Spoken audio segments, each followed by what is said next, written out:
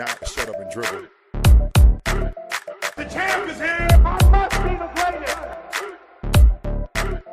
The champ is here. I'm going to continue to stand with the people. The champ is here. I will not lose. I'm a bad man. I shook up the world. Yes, welcome. You could have been anywhere in the world, but you were here with we. My name is EJ, and I got my man. MH. Yes, he is the DB of the show. We are Black in Sports, giving a voice to the culture that won't shut up and dribble. And today, man, we're bringing you back inside the locker room where we talk about topics in and around the game. And today we got a good one. MH, you ready to do this? Yes, sir. Let's do it. Awesome, man. So today, man, we really wanted to jump into talking about the importance, and I'll say youth sports, but man, we want to say sports in general, and then what it did for the foundation for us, and the generations before and around us, but then also looking at what the future generations of how sports is going to look, because it's a lot different than what we had at age. So kind of just jumping into this, man, I would just kind of, I guess, open it up to you. When I say youth sports, what's the first thing that kind of comes to mind? There's a lot of things that come to mind. Obviously, I guess that's a open-ended question, right? Like really open. Yeah, there's part of what I do for a living has to do a lot with youth and the grassroots of sport. So I think maybe the first things that come to my mind is parents, because that's kind of where I am at with it now personally, and even dealing with parents professionally. But then there's other parts of just, sheer fun and competitiveness, and just kind of the real foundation parts of just learning the game and enjoying, displaying your skills that you have, or trying to be something that you've seen on TV, just a pure joy. There's a lot of different ways I could go with the first thoughts when it comes to youth sports. Try to keep them as positive as possible, because we can dive into the negatives about anything really. But I think of joy in an experience in the game and in my childhood, really. Yeah, I could definitely see that, man. And then, you're right. It's funny.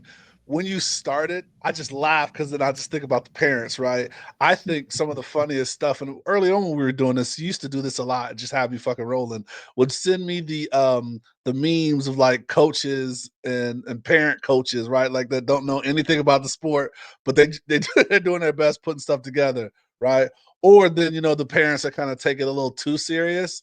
And they go off and things like that. So that's why I was kind of just smiling and laughing when you went into that. As far as sports though, really, man, for me, right, it was a foundation, right? It was when you're looking to get involved in certain stuff, right? Like that's a time a parent can all right, let's get them into something, because they say what the idle mind, right? It's the devil's work spot. So a lot of times your parents will just want to get you in something structured, right, and something other than just getting around getting in trouble, because as kids, right, you you get into mischief, you do stupid stuff, right, when you don't have anything kind of active or positive to do. But no, man, really just remember all the sports, getting into different sports and what it did to me, and where it's led to right now. We have an award-winning podcast talking about sports, right? Who knew that's what it was going to lead to? But man, back to youth sports, man. What's a funny experience or something funny that you remember in your early youth sports days, man? Do you have any kind of stories or something that you remember from your youth sports days? I think a lot of them coming to my mind. First of all, I kind of knew in my family where sports, the priority it took. My dad never was on the sidelines. He was never the coach of my team. He was always to the side, but there was an expectation of effort, and I would probably say productivity that he had if he came to watch us play. I also, when he came to watch us play all the time. But I also remember that was the social interactions that I enjoyed. I didn't care for kids. I don't think I had a friend up until about third grade in school. So the team was part of what I also enjoy. I also remember a lot of parent discussions and a lot of kids yelling, our kids being yelled at, my teammates being yelled at by parents and their reactions. I also know that I played on a competitive basketball team eventually, and the priority of where sports was quickly, because we had a lot of games on Sunday, and so there was no option to play on Sunday. So I think I was load managed. It's like fifth and sixth grade. It's like, yeah, if it's on a Sunday, You church. So we can forget about playing. So I think I played about 6 games that season. They didn't really care. Load managed. but Yeah, there's a lot of funny stories. No, like, and I think like one of the things out of funny stories though, is the foundation, right? Like, we grew up in the days where I just recall you could do anything, but you can't quit it, right? So if you wanted to go out there and you thought like, hey, I want to go do this, it's like I remember middle school thinking I wanted to wrestle until like I found out that these kids have been wrestling since like YMCA days. Yeah. And I'm coming off of being my little chunky kid age, thinking like, I'm gonna just go throw somebody around. And then one of them kids had me pinned to my ear wanting to fight. Like, yeah. But I just couldn't quit, right? That's just something that my parents instilled. And I think that's one of those kind of values that like not even quit the function of the event, but not quit on your teammates or quit on something. So it's like kind of like those valuable lessons. But I know one memory that I had, back to being like, so I don't know. So grew up in Florida, right? So most people know that. And, they had Pop Warner, right? So the football outside of, any kind of school or things like that. So, and the way they determine what level you played at, it was age, but it was also weight. Yeah. So weight was more important, right? Because they can't have you, being 300 pounds playing with, Running back. Yeah. Right. So I remember sitting and wearing trash bags, like to make weight as a little kid, right? So it's so crazy, like to stay on whatever that cusp or wherever, your age group was. Sitting in the car, mom and pops like putting together like the special meals. I'm like, all right, you gotta go weigh in, like go sit in the car with your trash bag for like 10, 15 minutes. It's just like those things that like you were developing and doing as a little kid that now when you see like UFC and boxers and like they're doing it, of course, a lot higher technically. But that's the root of it, you know what I mean? So that's just kind of funny things I think about, like, and this is at your young playing days. But hey, you want to play, you got to make weight. It's funny, man. Not necessarily because on the weight thing, but just even like social things with society and how things are broken. My parent, we lived in the suburbs for the most part in Aurora, and so we we played on teams where there's one or two of us around, but then we played in the city league, so we would play the teams.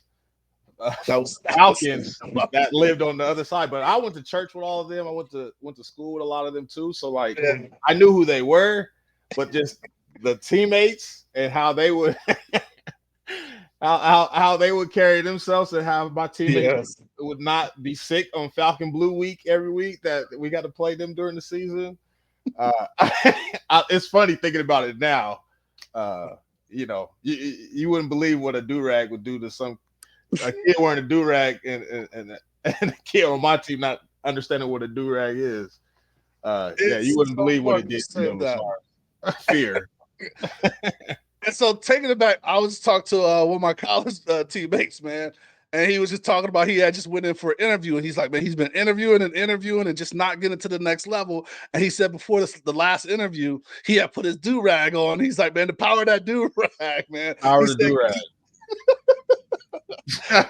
Shout out to Jay Norwood, man. He told me that, man.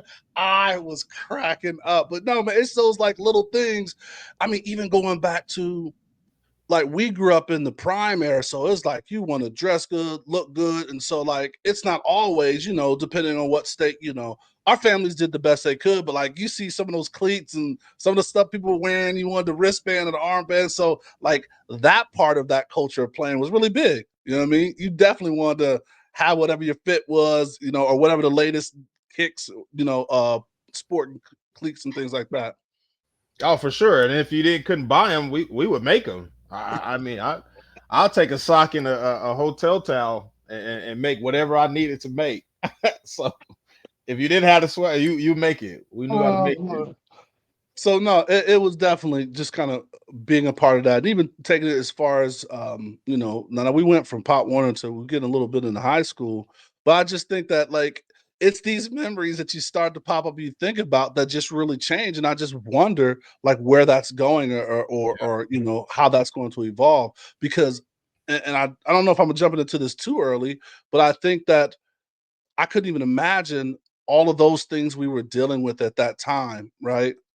To where we couldn't even be where we could be kids to now these kids are already thinking about what's my brand, right? Like, and they're playing. I think they're playing for different reasons. I think we play for the love of the game, and our friends, right? These became like our friends. Like I was just telling you, man, I was just talking to a past, college teammate, and these became like our life friends, our social friends, and people we interacted with. Picked up some of their mannerisms, and hopefully taught them some of ours.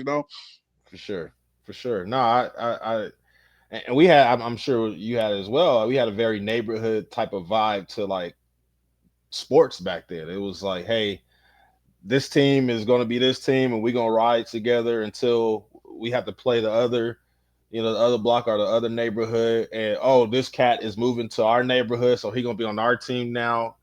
There was a little bit of that, but like there was more of just like we know what our team is, and I know Dusty Doll play on the Rebels, or Mo plays on Falcon White, or I know little BJ play on Falcon Blue. Like it was just kind of like maybe a sense of pride that went to your neighborhood in the competition. You knew they were going to get better each year, so you had to get better each year. I think it's a little different now.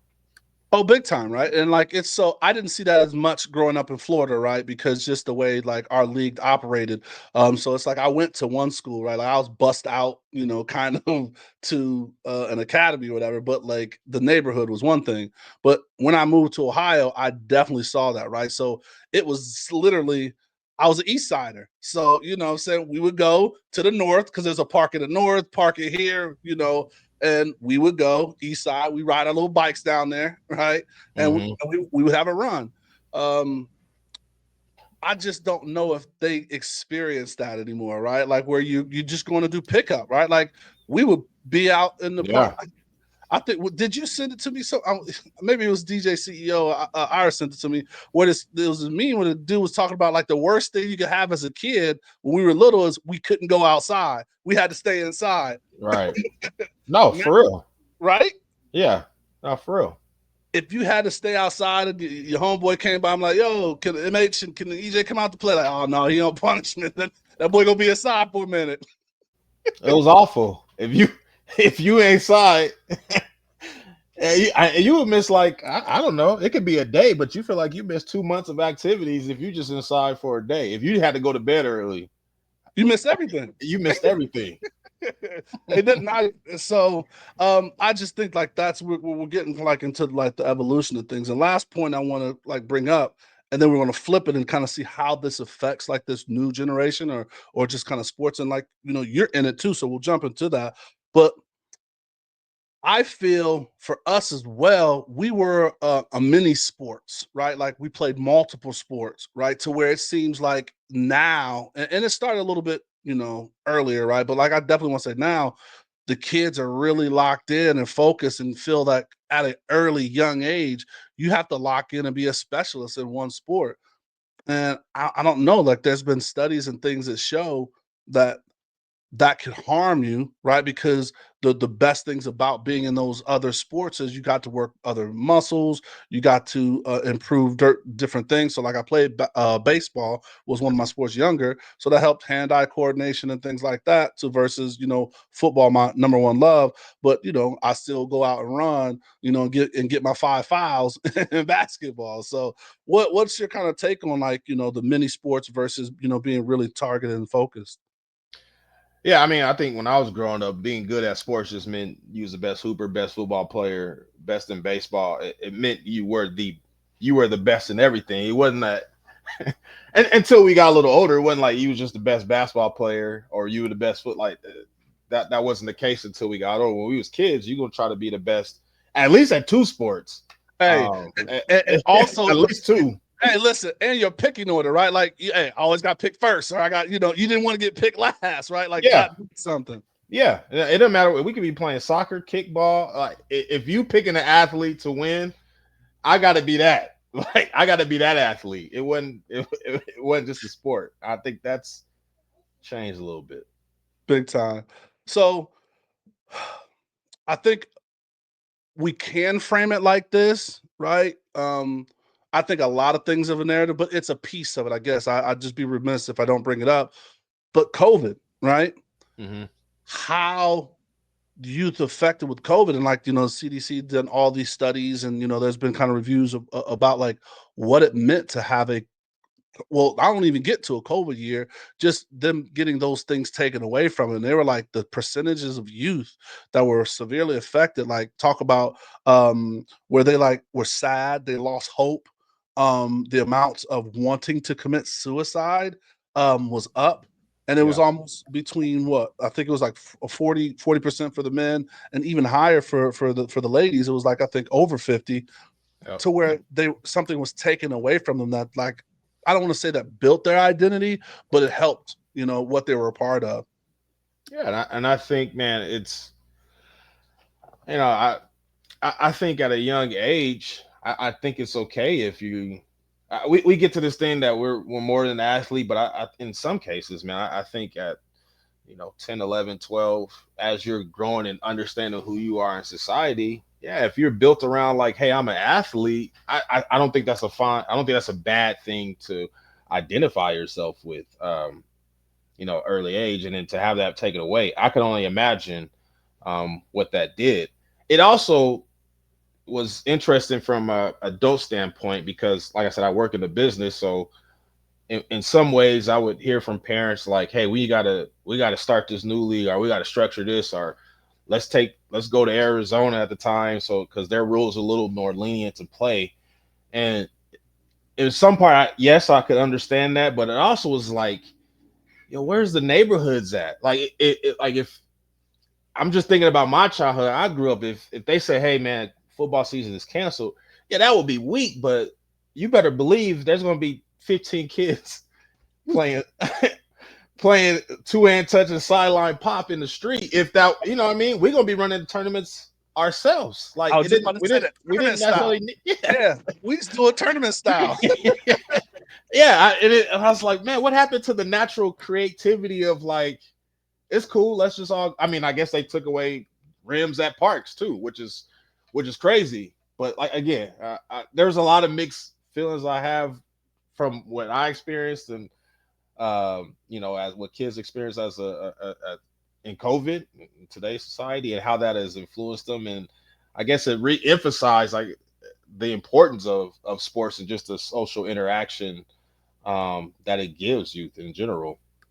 And I think right, and like we talked about this earlier. Those were our friends, right? Those are our So, friends. so now you're taking away something I like to do, an Right. activity, right? And Right. you're taking the friends that I've interacted with and I'm growing up with. You take them away, like that. That's that had to be just extremely tough. And then I think the biggest thing that, and maybe we just roll into this. You were sharing with me kind of Yeah. like a conversation that you were having about social skills that we built. We could be weird. We got picked on maybe, All right. but that one built tough skin, but tough love, all of that stuff.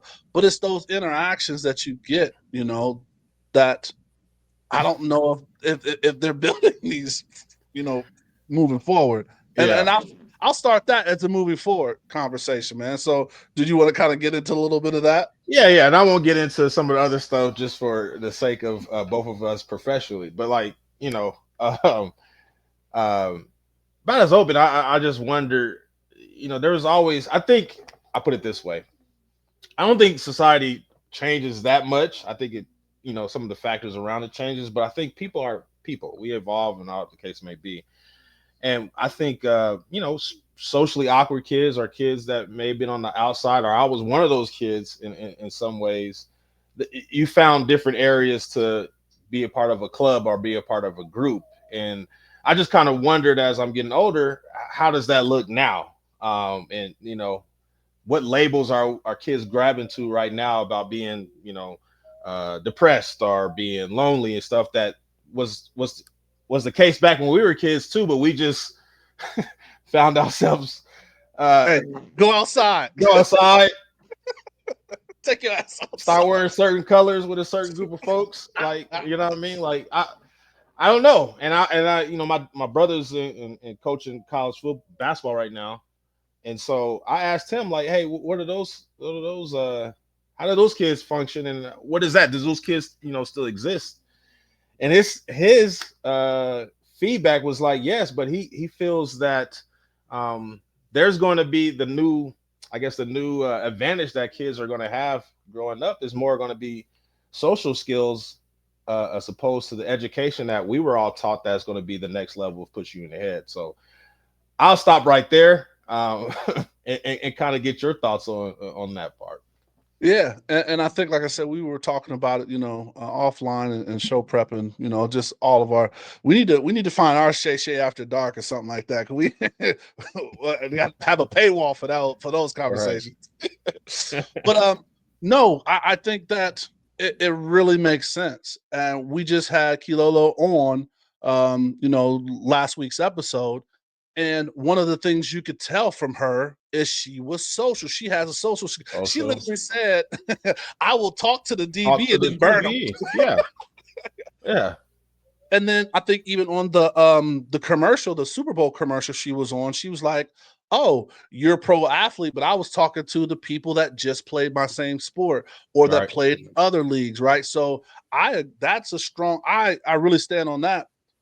I think that's what takes her to the next level because, yes, she can play the game. You know what I mean? And, we're not going to talk about her social, economic, all of that stuff, two-parent house. There's all the things, right? When you talk about what makes us or how we come up.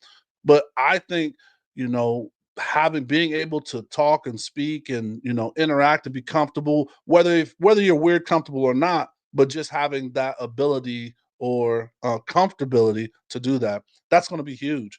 Because, like, I've worked with some people and talked to some people. It's like all they want to do is text.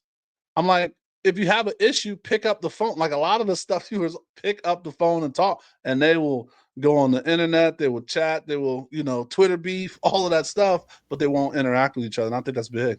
Yeah, I think one thing that comes with sports is like, there is no art, at least to this point, there is no chat GPT when it comes to just lining up across somebody. That's real life and real altercation, whether it be physical, mental, verbal, whatever it is. Those are human to human interactions that, in some words, I don't know where else you're getting those from. I mean, shoot, even the debate team back in the day, you had to go to debate somebody from the school in person. It wasn't no just Twitter beef or so whatever on comments. It was real life. Hey, if you want to debate, you just debate face to face. We have a whole club for you if you want to argue. So, thanks for naming this show. There's no chat GPT in sports. It will be because there's not, right? You gotta battle individually. There's somebody across from you, and I think sports is still one of those things that you get that from.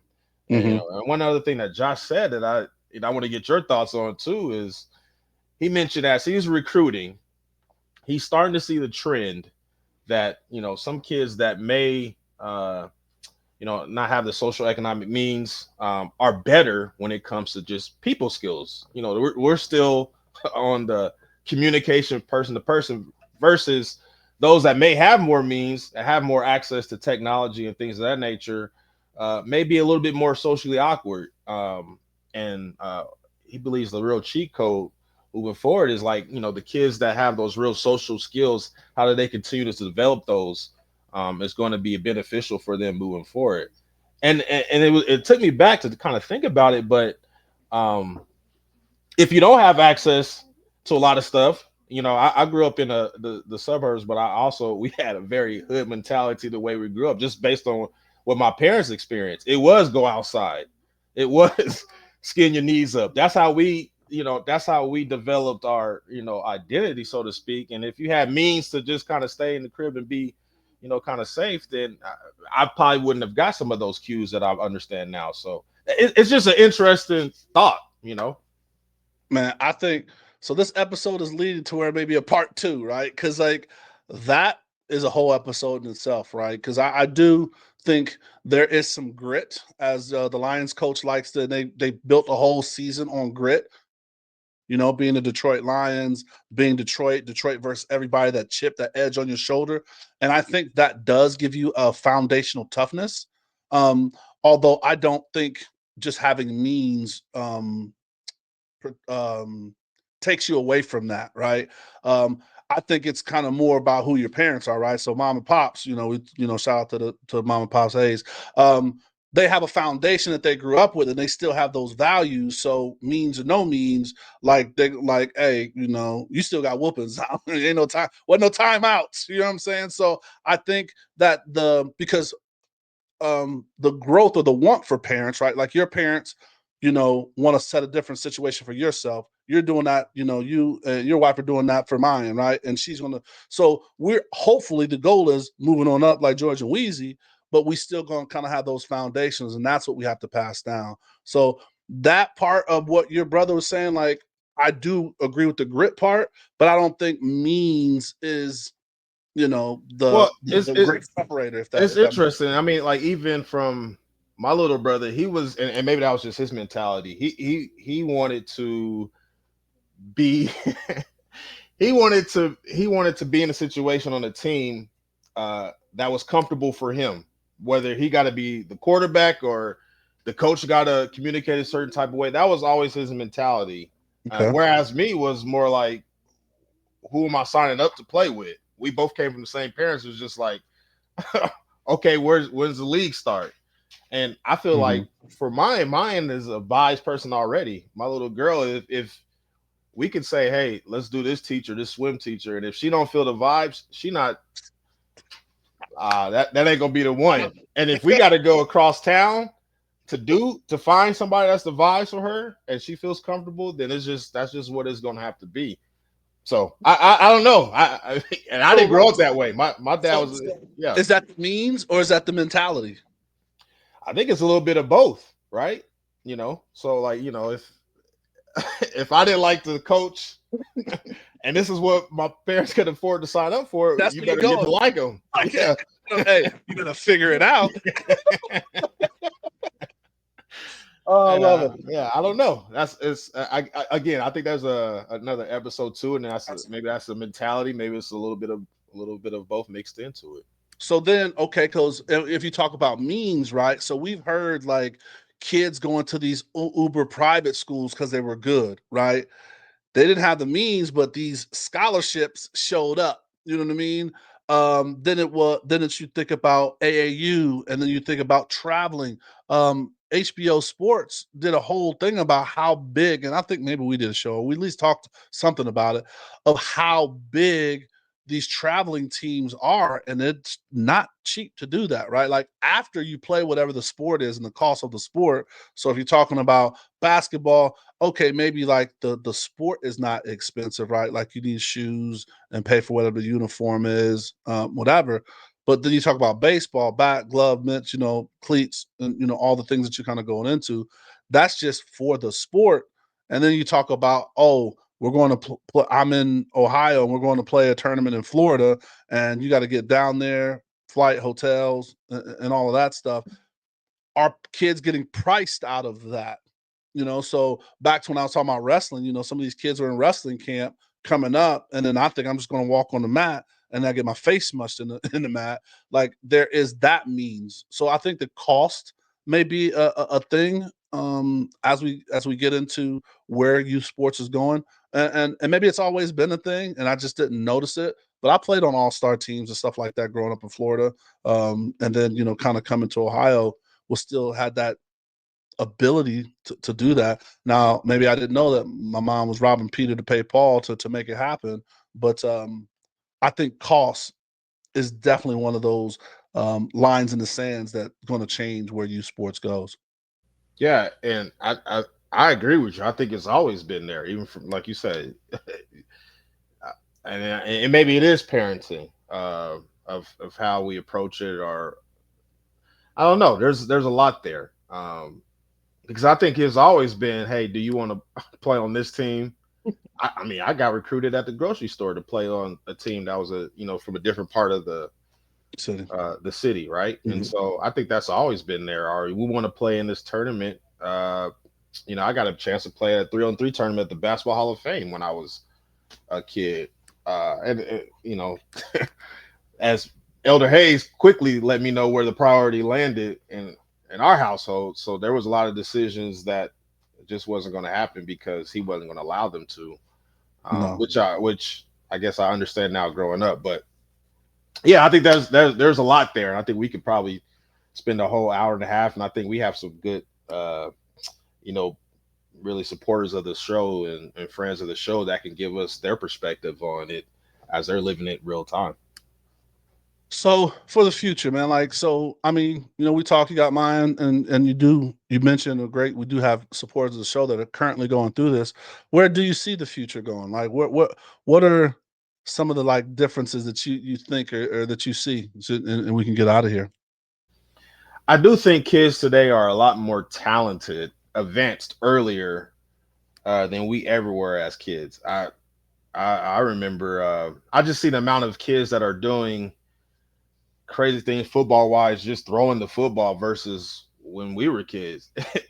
There's our training was 500, and their training is, training with the coach, or training, real skill development, or watching on YouTube and really, taking some of those things and really honing in and practicing themselves. I look at how my nephew, who is going to be something special, athletically, he's only 6 or 7 and he's playing up a couple of years. Just the way he trains and he goes about training in a very efficient manner, whereas we would just skin our knees up and and play outside, as we talked about. So I think they're more talented a little earlier. I do worry about the pressures of sports on kids earlier than what's needed. And you only play sports for so long anyway. Your body physically allows you to put that pressure on yourself, to be playing competitive basketball or whatever at 8 years old, and carry that pressure to 14, to then you get into high school and you got to find the right situation. That's a lot of mental stress outside of the game that you're dealing with at an earlier age that I do kind of worry about in our future. And that's the biggest thing, man. You hit it. That's out of everything, we could compact all of that stuff into the pressures that they're getting at a younger age, whether it's self-imposed or, their parents attempting to live through them. And that's not even getting into branding, right? Like, I have to have what's my social, I have to be on all of these social medias. I have to start thinking about NIL deals in high school, right? The whole player movement thing, right? Like, okay, I was going to this high school because that's the high school in my area where I'm growing up to. Oh, we're moving to a different state because this school is going to offer us this opportunity. And while only thing I think that we really recall that happened a lot, us growing up, is like, oh, hey, my dad held me back. That's the biggest. No, for sure. Yeah. That was the biggest thing that we knew, is just getting held back a grade or two, whatever, when we growing up. But now it's just what school they're going to go to, make sure they're on the right AAU program, and then that whole dynamic of them working so hard to be in a high school or being in a collected group of friends, when we knew it was hard enough being a teenager, a young person trying to make friends, and then now I have to go do it again. That's a huge one, man. So you hit it right on with the pressure. Yeah, and maybe it filters down a little bit. And sorry if you hear mine being excited in the background. Oh, she's loving the show. But I think about my parents' upbringing, and their thought when it comes to just even employment was, hey, get a job that you can retire at, that you can get that pension and you're gonna be there for put in good 15 to 20 years. Get that gold watch. And as a result, as kids, we grew up in the same areas for a long time, right? And now, as a parent, I'm been out of a situation for over 5 years, and I get a little anxious, like, what's the next? Yeah, what's the next move? And I could find a church somewhere else, that type of thing, where that wasn't what I grew up under. And so I guess that does filter down to our kids, to where their thoughts of wherever their local ball is, the world is smaller to them, because I think as parents, we just our society will get up and move somewhere for vibes, or for a better situation, or it's just a time for change, or whatever the case is, like, for a lot of different reasons. Or I don't think that was necessarily the case with our parents' generation. So at all. And it's just because the world is more global for us, right? Like, we didn't know anything but that, that curb to curb, that inline to inline, right? Like that Right. neighborhood arena that we had. And it's really big, and it's definitely changed the mobility. And back to, even you talked about the training. Even if you couldn't get the training back in the day, like the specialized training, like I remember that, like, a guy I went to school with, his dad got him a personal trainer. So we signed to the same school. He's like, we played at rival high schools, but he's like, yo, like, I'm training with this guy. My dad, I need a training partner. Why don't you come with me? And I was like, shit, let's do it. But now I would have only got that opportunity from that relationship, to where now these kids can go online. You hear, especially basketball players, like, oh, I went and watched old Iverson, old Jordan, old whoever clips, and then they like see certain things and they start emulating it, right? Or the training is getting even least expensive, right? So Mr. International, that's on the show, his daughter plays basketball and soccer, and they have little tutorials with the ball. Like, you can just push play, and I'm gonna go do what I gotta do, because I gotta do adult shit and pay these bills. But she can follow along, kick this ball. This ball has a sensor, and it's telling you like this, that. So it's just a lot of things is changed, and just one for the people to keeping up, and then they're attempting to, when we talk about cost, maybe lessen that burden a little bit. So it's gonna be exciting to see what happens in the future, man. So. Final thought, Mace. What you I got? do. I mean, you bring up a lot of thoughts that I have with it. Is that, and we've had this discussion of, like, is what is too much information. I always, how I feel. I think we have access to too much information. Uh-huh. And kind of when, like, I keep referring to when I was growing up, but Michael Jordan was the guy, right? And so the only film that we got to study was him in the game, right? So the actual competition is what we got to study. And I didn't really get how to do a turnaround jumper from a whole lot of different people. I just saw it, from Michael Jordan doing it. And you can only watch it once. Wasn't no You can only watch it TiVo, once, or I used to record them. I know my mom is so mad. We recorded over so many. But we taped over so many of her stuff. Sister Jones is Sister Jones. Sister Jones ain't there no more. This is WWE Intercontinental Championship. We recorded over that. But I think now is like, okay, who's giving you the information too? While you do have access to more trainers and things, like, who is the trainer? Do they know how to apply those skills to said game situation? Maybe they do, maybe they don't. But some of it's better than our uncle giving us misinformation. Like, we had some of those too. That's true. My brother ain't played a lick of football. He was telling me, "Oh, come on, man, get out of here with this." We did have to use your helmet. Put your helmet right. Put it right there. Like, okay, that's why my neck hurts right now. I'm sorry. Good point. Touche. But no, man, it's just so much on them. And I think, like, to capstone this, to put it on perspective, man, you really hit it with, I think the two biggest things that I would get out of here would be the cost and then the pressure. Those things are going to be forever equalized. So definitely want you guys to chime in and give us your thoughts. And maybe I think this is a live show topic for the July live show, man. We definitely should bring that up, man. For sure.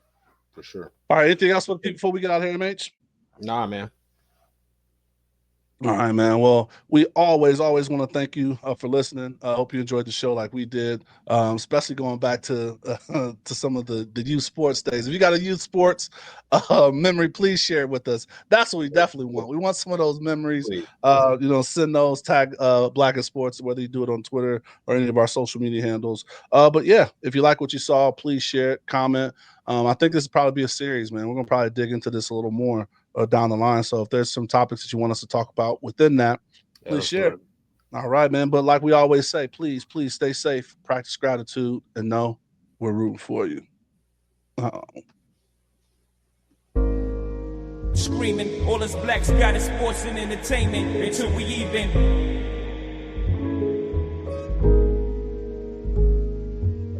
Assuming I'm rooting for everybody that's black. Yeah. Yeah. Assuming I'm rooting for everybody that's black. Yeah. Assuming I'm rooting for everybody that's black. Spent about 2 racks on handmade new rags. Assuming I'm rooting for everybody that's black. That's everybody from sports to college class to rap.